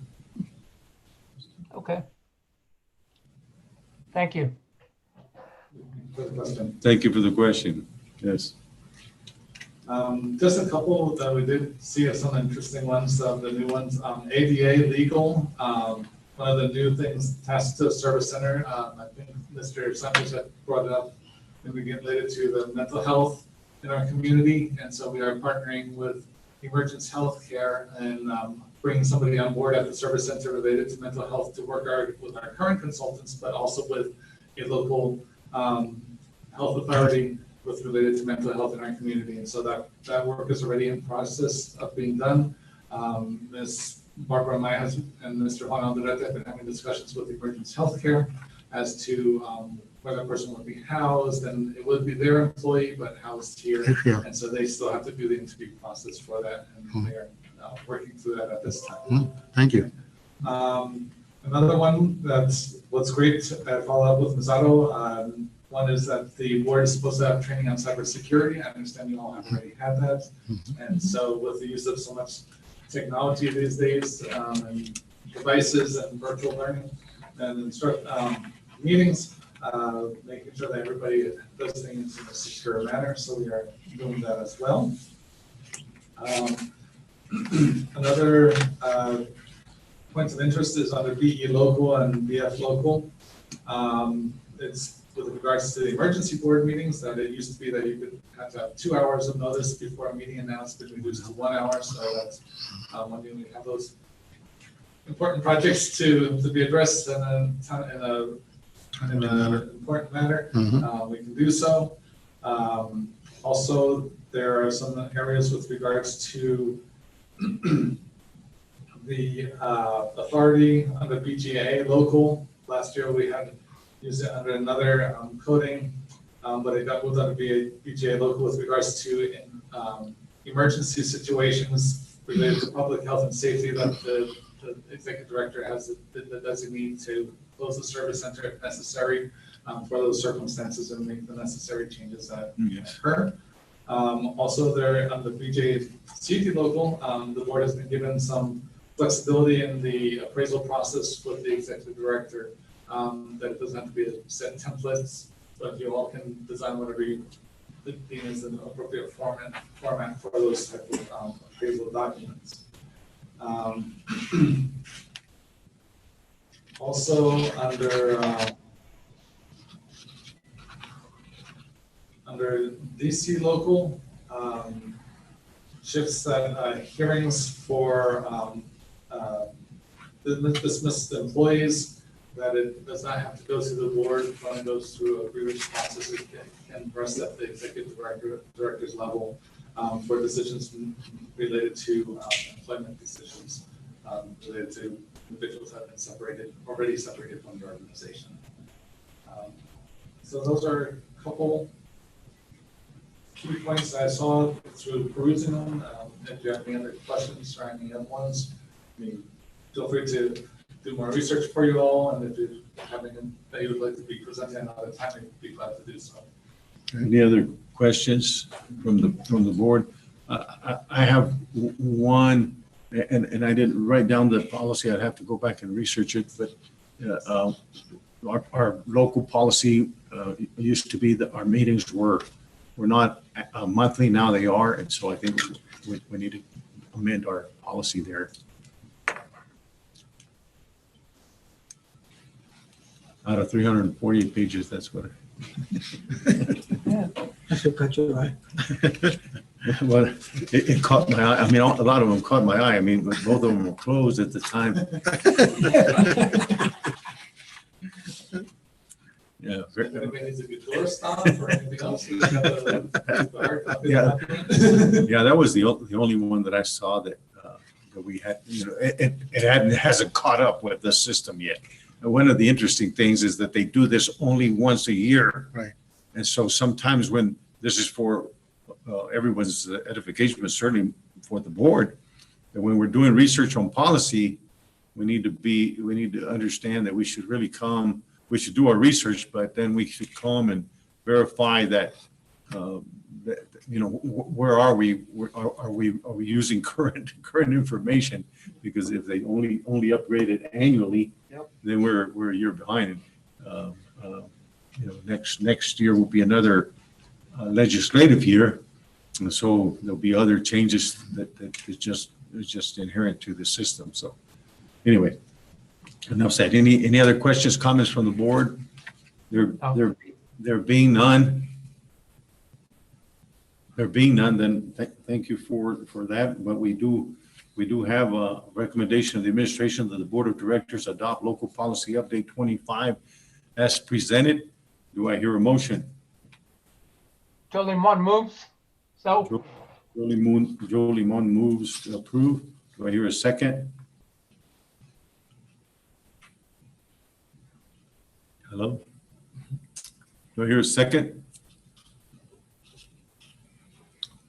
I'll second it. Second by Fred Sanchez. And a lot of the screens are dark over there, so I'm gonna ask that we vote by board members. So I'm gonna say Melodia Salaices, how do you vote? Yeah. Blanca Topete, how do you vote? Aye. Patricia Ramirez, how do you vote? Aye. Joe Limon, how do you vote? Aye. Fred Sanchez, how do you vote? Yes. And I vote aye. Ms. Becker is ex officio and does not. I just stay silent. She nods her head in agreement, but that's about all she can do, and we appreciate that nod. I'll try again, Melodia Salaices. Aye. There we go. And so that was a unanimous vote, and so the motion passes. Thank you very much. We moves us. Thank you, Dave. Appreciate you very much. Moves us on to consideration and possible approval for award of CSP number 20-7384 ESC Region 19 Head Start Interactive Nature Museum. ESC Region 19 only contingent upon final contract negotiations and Form 1295 approved. Yes. This we'll find on page 101.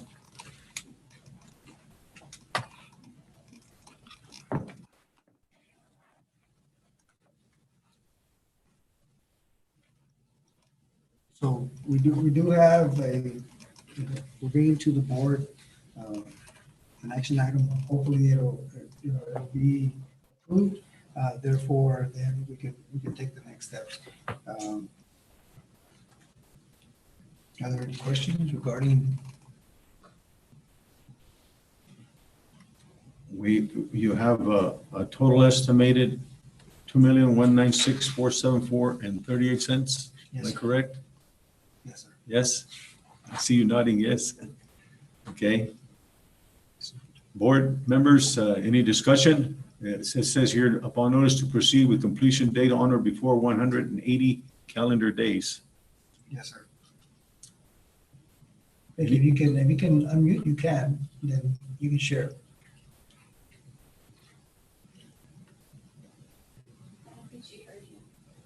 Yeah, I did.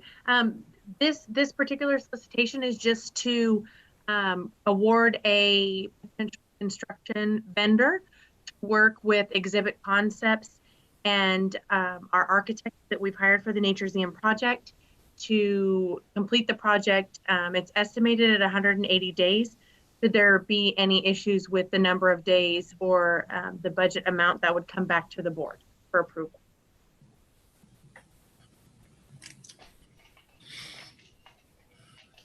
So board members, any discussion? Mr. Chairman? Yes, sir. We had allocated $2 million a couple of meetings ago or more.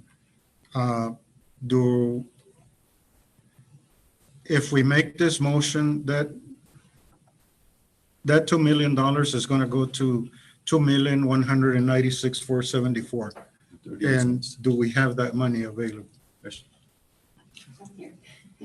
So the board has previously committed through motion 2 million.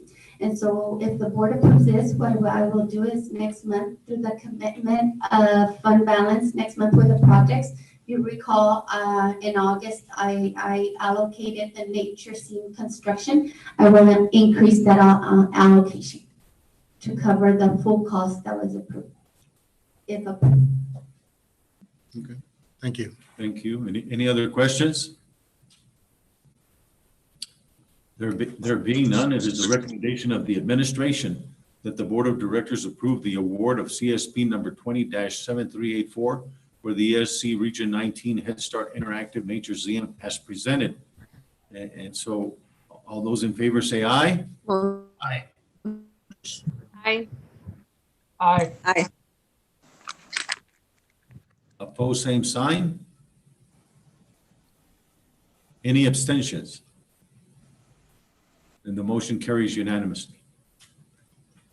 Should we return to the Nature Museum presentation, or the Nature Museum progress? Yes, sir. I think now it's appropriate for us to take that next step. So I'm going to ask Mr. Alcon to share regarding the Nature Museum and where we're at. Yes, thank you again, Chairman Zablowski, Dr. Aguirre, and members of the board.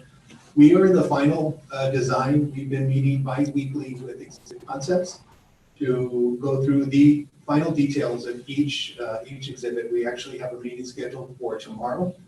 In these meetings, what we're doing is looking at how each area of the Nature Museum will be constructed. We're looking at materials. We're looking at tightening the budget, because the original budget they had given us was really just a working budget. This is what you can anticipate. But now that we've gone back, we know what our budget is. We're working on looking at each detail. So we actually went through the hike in nature last week. We went through the pecan tree theater, and tomorrow we are scheduled to look at the Shrinkomatic. So we're looking at each area in detail in these 2 weeks. We hope to have a final design with a final budget for the exhibits probably in about a month. Next board meeting, I can bring you some visuals so you can see what we're looking at in a more detailed view, because everything else was kind of just a design phase. So now we're looking at everything in a more construction, what type of material base. So that's where we're at with the Nature Museum. Now that you've approved a contractor, the three of us will now be working together and get them involved in the construction as well. Thank you. Any questions at this point? I know Ms. Rodriguez has some comments. Yes, Board Chair and members of the board, Dr. Aguirre. Also want to add that through the approval of the budget revision that was passed, we were able to secure $295,000 to purchase instructional materials, and which was really exciting for myself and the other educational team members to buy and purchase. So those materials are in our warehouse for when we start the Nature Museum. Awesome. So just very exciting that we were able to secure those that material. Okay. Yeah, it puts us ahead of the game. Yes. Yes. Any other questions? Any other comments? Just, there's been quite a bit of work involved in this, and I know that, it started at 2 million. And we talked about even the possibility of phasing in the different steps if necessary. But ultimately, that's still an option if we reach that, but the reality is it would be nice to have it done and complete. And so that way we can open the doors complete.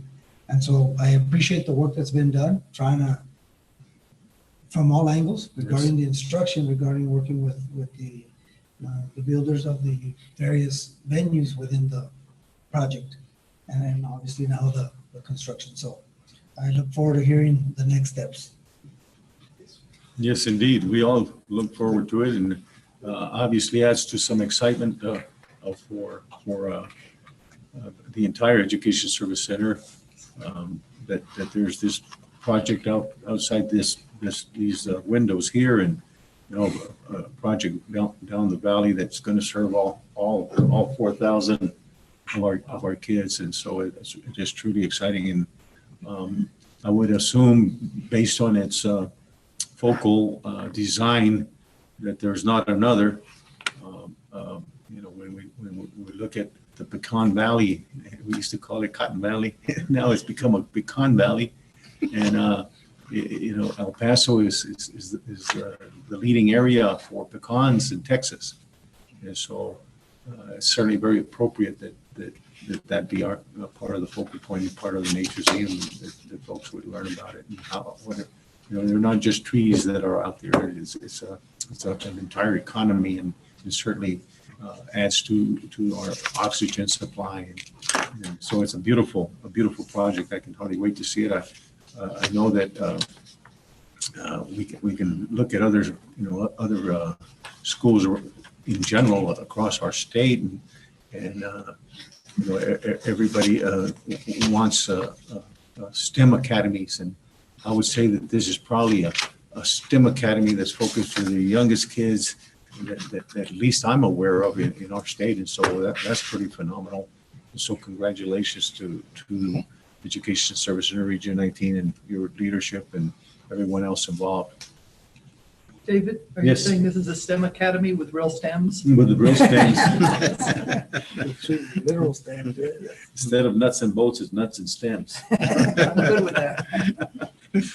Yes. Excuse me, I didn't get the motion and the second. I know everybody voted yes. It was Joe, was it Jolie? No, there was no motion. There was no Yeah, motion? That's right, no. Oh, okay, let's hear a motion. Thank you very much. Appreciate that. Okay, so do I hear a motion? And after the presentation.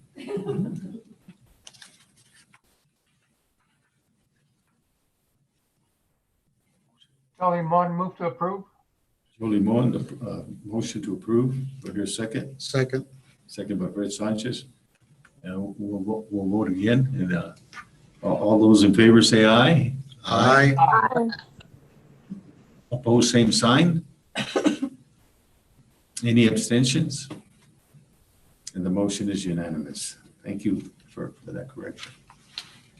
So we move to the Head Start governance action items. And J, find 11 on page 104. Board Chair, Mr. Sobolowski, members of the board, and Dr. Aguirre, good afternoon. As you know, part of the mandate that we have through the Head Start program under the shared governance is that Board of Directors and Policy Council members receive an annual training on their shared governance responsibilities for the management and operation of the EAC 19 Head Start program. Because we meet on a monthly basis, I decided to do it in parts, okay? So today we will review, and if you approve, you accept and approve, we're gonna do these first areas that are the most important ones, to be quite honest with you, as we start our new school year, and as we also bring aboard our new Policy Council Executive Committee. And so as part of the shared governance training for part one, this really is going to highlight some areas in regards to the responsibilities that you have as a board in the oversight of this program, which includes specific federal regulations that we have to meet and abide by. And so the first one is going to be, and I believe you've received the presentation. So Jose, if you could kindly just put up the presentation. I'm not gonna go through each slide, for you have already received it. And I'm just gonna highlight those specific components that we would need to accept and approve, after each one. So the first one, as Jose is pulling that up, would be our program philosophy. Ms. Rodriguez, I did not receive a presentation. There was only the video again. Okay, so the program philosophy and program goals entails, these are the slides that describe our philosophy for our program, which include our our vision, our mission, and our 6 program goals that we have to adhere to as we plan out the entire operation of the program. And the program goals specifically were developed for a 5-year period.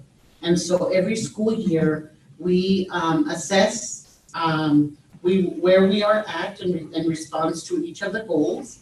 And then we, as part of our annual application that we submit to the Office of Head Start, we provide them our status on where we are at in regards to those specific program goals. Again, they are 6 of them. And so, so that is what entails our program philosophy and program goals. Under that area, again, this is something that is worked on with the entire organization. Every area has a piece to each of the program goals. So there's collaboration, there's work that's done amongst all the different areas that operate under the Head Start program. Any questions in particular with the program philosophy and program goals? No questions, comments? So we need to approve the program philosophy and program goals. Is there any further discussion? Do I hear a motion? So moved. Motion by Fred Sanchez. Do I hear a second? Limon, second. Limon seconds. Any further discussion? All those in favor say aye. Aye. Aye. Those opposed, same sign. Any abstentions? Motion carries unanimously. We move on to B, composition of the Head Start, Early Head Start Policy Council. And Board of Directors. So the composition for the Board of Directors requires that we have members selected with backgrounds and expertise in the following. A, fiscal management and accounting. B, early childhood education and development. C, licensed attorney. D, reflect the community makeup. And E, expertise in education, business administration, or community affairs. Okay. For the Policy Council, the Board of Directors has ceded the authority to the Head Start Policy Council to determine their composition. And so the composition that is in the bylaws for Policy Council is the following. We have a composition of 62 Head Start parents of children that are currently enrolled in our program. And so we have 2 representatives from each of our 31 centers. So that's where you get the 62. But we also must have 2 community representatives that form part of the Policy Council and that vote on the different items that we present to them on a monthly basis. The term of their membership for them is that Policy Council and community representatives are limited to serve no more than 5 years. And they can do that. They don't have to do those consecutively. They can leave to another Head Start program in Kentucky and serve there if they only serve 2 years here. Everything is documented. So if they were to do that and go over there, we would be contacted to find out how many years they served. Okay. In regards to the grantee composition, it is our ESE Region 19 Executive Director and yours truly, that Head Start Director. And so this is the composition for both the Board of Directors, Policy Council, and the grantee. And the Board of Directors, because we're elected, we are not required to have the attorney. Yes, sir. Yes, sir. Yes, you all fall under that stipulation that when a governing body oversees a public entity and are selected by public election, you don't have to adhere to all these areas. Okay? In other words, we don't have to have a board member with those expertise in all those areas that I mentioned above. Yes. Any questions? Any discussion? Move to approve. Motion to approve by Fred Sanchez. Do I hear a second? Limon, second. Joe Limon seconds. Again, any further discussion? All those in favor say aye. Aye. Those opposed, same sign. Any abstentions? Motion passes unanimously.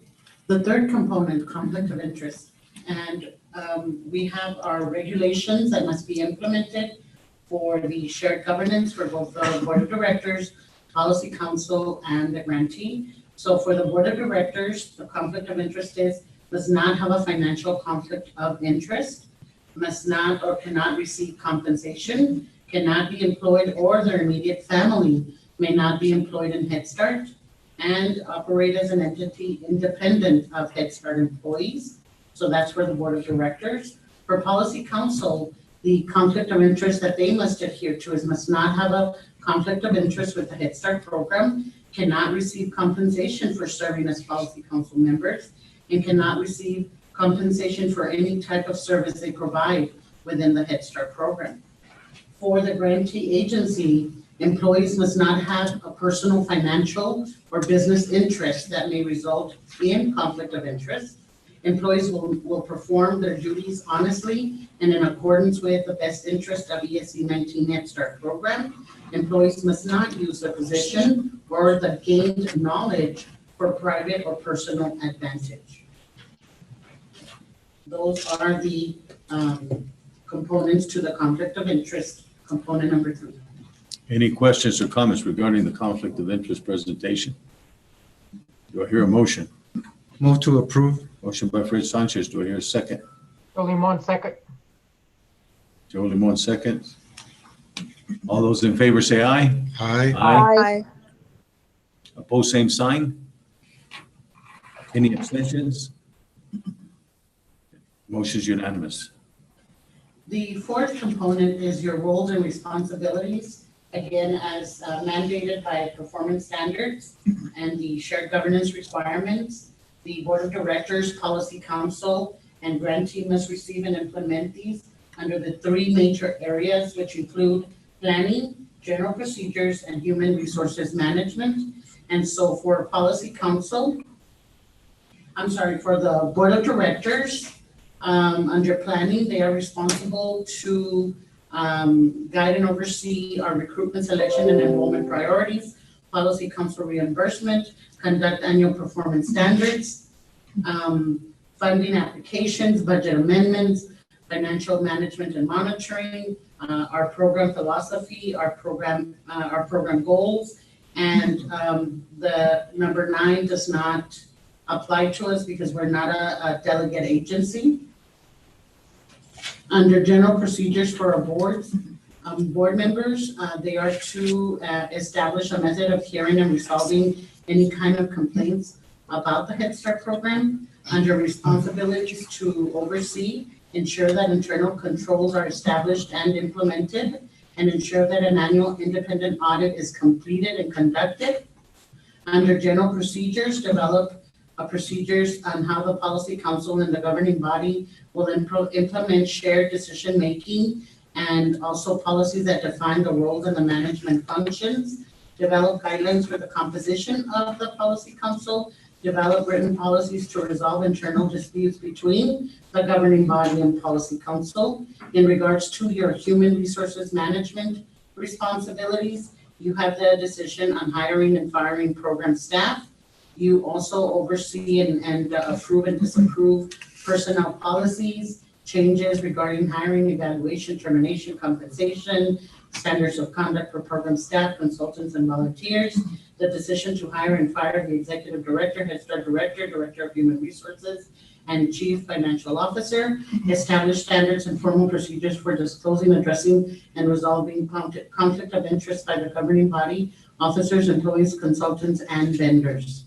For policy council, they also adhere to those 3 major areas that I mentioned for you all: planning, general procedures, and human resources. Under planning, they approve and disapprove the funding application, budget amendments, procedure for program planning, which includes program philosophy, our program goals, criteria for recruitment, selection, and enrollment. They must also conduct the annual self-assessment, review any federal monitoring, annual independent audit, and policy council reimbursement. Under general procedures, policy council members must approve and disapprove procedures describing how the governing body and policy council will implement shared decision-making policies, defining roles and management functions, composition of policy council, written policies on resolving internal disputes between governing body and policy council, bylaws for operation of policy council, procedures to for the election of policy council members, and activities that support the active engagement of parents. And then finally, operating responsibility to establish a method of hearing and resolving community complaints about the Head Start program. Under human resources for policy council, they have the three following responsibilities to approve or disapprove: program personnel policies and changes, including standards of conduct for program staff, consultants, contractors, and volunteers, decision on hiring and firing the Head Start director or program staff.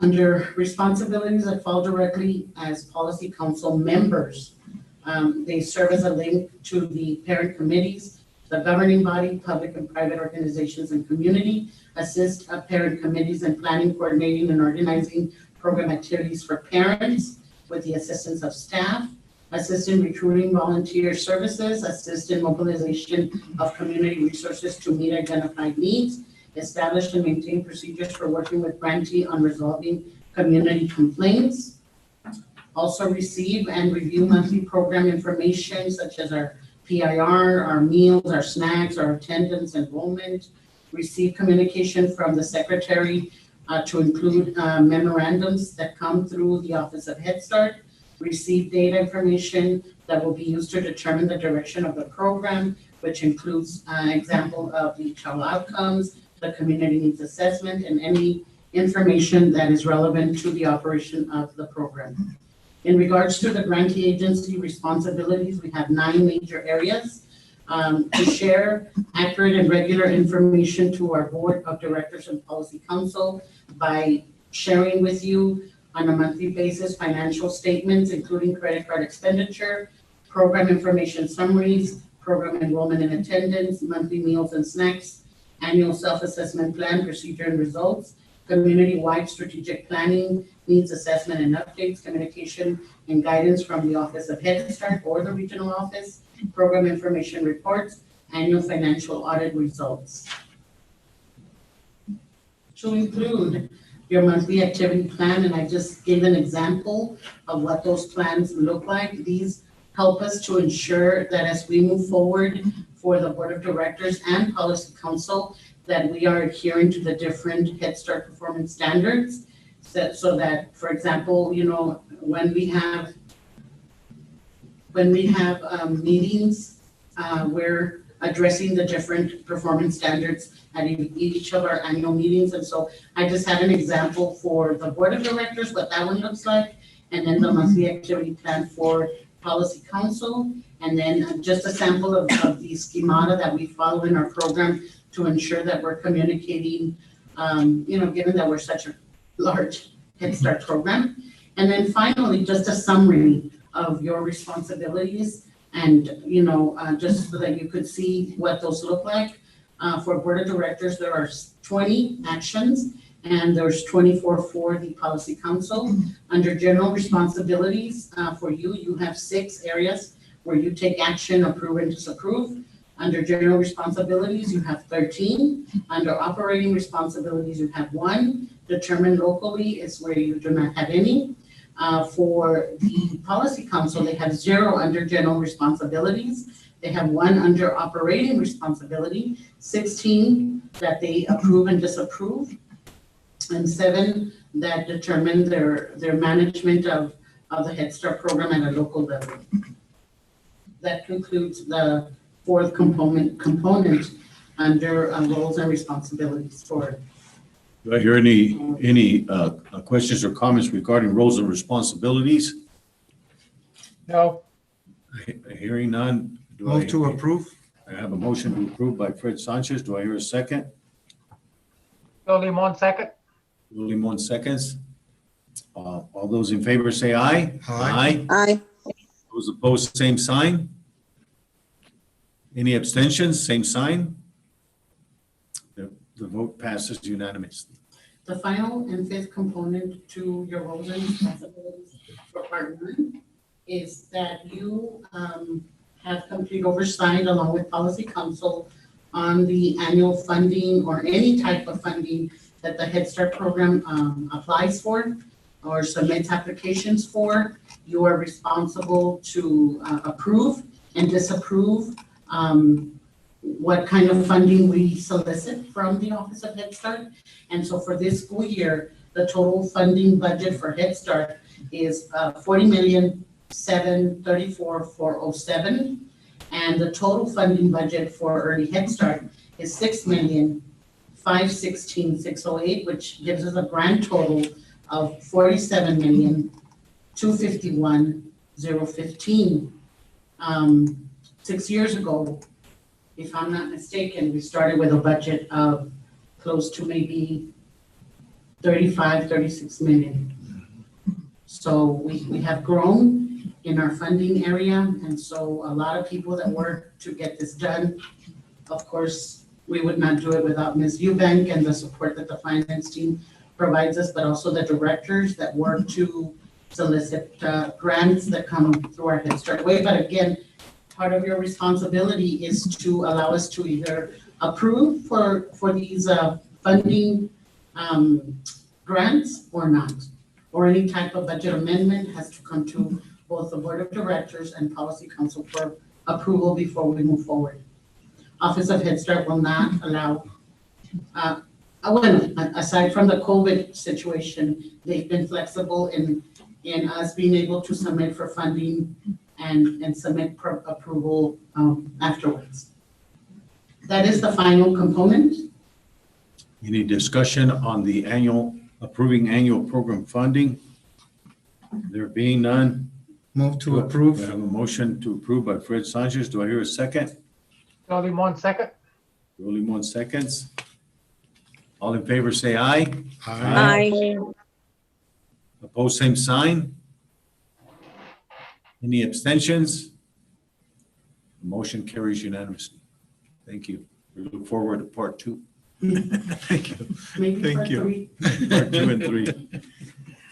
That brings us to item K, which is closed session, which we are not in need of today, Unless they have questions regarding. unless you have any questions regarding those listed. There being none, we move to item N, item N, comments and requests for information from the Board of Directors. At this time, Yes, I would like, maybe through via email, I would like information on how the districts are doing in terms of tracking students who are either not signed up virtually or in class. What's happened to the overall enrollment?